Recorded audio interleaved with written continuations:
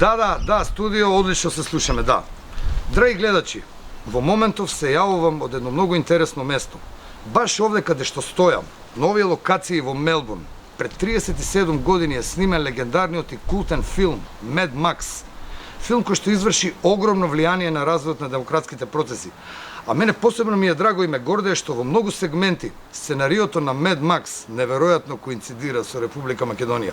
А исто така и еден наш многу познат аналитичар, кој што сакаше да остане анонимен, тврди дека во Македонија од секогаш било така и дека исто било и 903-та, само немало интернет.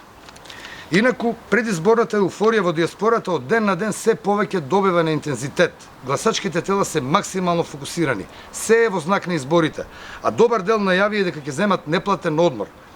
А добивме информација првична дека на денот на гласањето се откажани 4 свадби, 3 крштевки, 2 кукни слави, 1 сунет и 2 имендени. Да. Чекаме малку. Како 2 имендени? Кој го пишуваше ова, бе?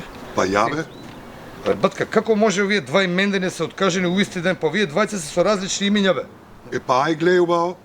Шо да гледаш? Вториот имен да не откажен у вториот круг. Драги гледачи, грешка. Со попрецизни информации ќе се јавиме накнадно. Студио?